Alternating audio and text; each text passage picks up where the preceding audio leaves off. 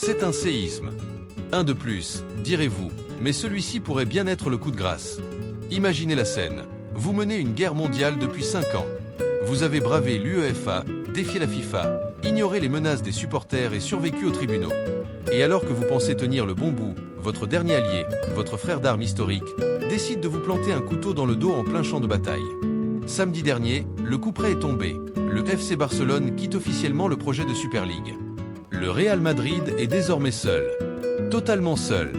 Florentino Pérez se retrouve comme le capitaine d'un navire fantôme dont tout l'équipage a sauté à l'eau, des Anglais aux Italiens, en passant par l'Atlético. Aujourd'hui, on va décrypter les dessous de cette trahison catalane, les milliards d'euros en jeu et surtout, répondre à la question que tout le monde se pose. Est-ce la fin définitive du projet qui devait sauver le football? Pour comprendre l'ampleur du désastre, petit flashback. Avril 2021, 12 des plus grands clubs européens annoncent la création d'une ligue fermée. 48 heures plus tard, sous la pression des fans et des gouvernements, le projet s'effondre. Les clubs anglais, City, United, Liverpool, etc. s'excusent, suivis de l'Inter, de Milan, de la Juve et de l'Atlético. Pendant des années, le Real Madrid et le Barça ont formé un bloc de résistance. Ils étaient les deux derniers piliers. Le Barça, étranglé par ses dettes, y voyait une bouée de sauvetage financière. Le Real, lui, y voyait une mission idéologique. Mais aujourd'hui, le communiqué du Barça est sec, net et sans appel. Le club a officiellement notifié son retrait. Clap de fin pour l'Alliance espagnole. Pourquoi ce revirement alors que la justice semblait leur donner raison? C'est là que ça devient fascinant. La pression de l'UEFA, Alexander Efferin n'a jamais lâché la grappe de Joan Laporta. Entre les menaces d'exclusion de la Ligue des Champions et les négociations sur les droits TV, le Barça a dû choisir son camp. L'image de marque, le club traverse déjà des tempêtes institutionnelles.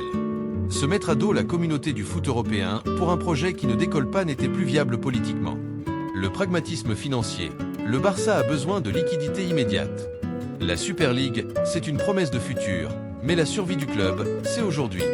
Mais ne croyez pas que Florentino Pérez va s'avouer vaincu et aller s'excuser auprès de l'UEFA en demandant un autographe. Non, le Real Madrid passe en mode terre brûlée.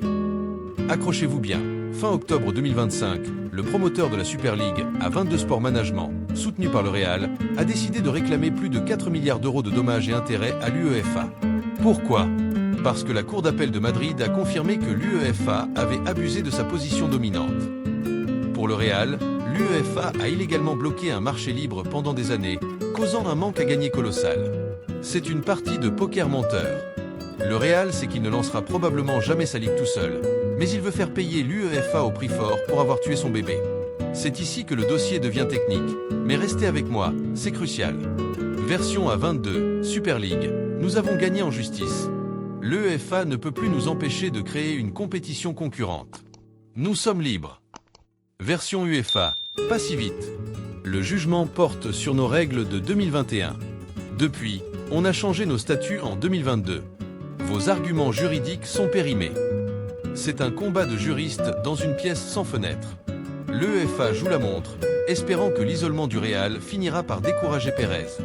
Mais c'est mal connaître l'homme qui a ramené Mbappé et construit le nouveau Bernabéu. Alors, on en est où? Le départ du Barça est symboliquement terrible. Une ligue avec un seul club, ça s'appelle un entraînement, pas une compétition. Sans le Barça, le Real perd sa caution historique. Pourtant, Florentino reste droit dans ses bottes. Pour lui, c'est une question de survie face aux clubs d'État comme le PSG ou Manchester City. Il estime que le modèle actuel de l'UEFA conduit le foot à la ruine.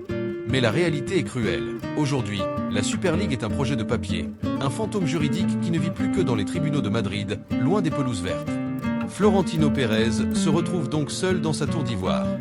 Le Barça a choisi la réintégration, les Anglais ont choisi la sécurité et les fans ont choisi la tradition. Est-ce que le Real Madrid peut gagner un procès à 4 milliards d'euros? Peut-être. Est-ce qu'il peut lancer la Super League tout seul? Absolument pas. Le football européen vient de vivre un tournant historique, la fin de la rébellion des grands clubs, du moins pour cette décennie. Et vous, qu'en pensez-vous? Est-ce que le Barça a bien fait de trahir le Real pour sauver sa peau? Est-ce que Pérez est un visionnaire incompris ou un dirigeant déconnecté de la réalité? Dites-le moi dans les commentaires, j'ai hâte de lire vos débats.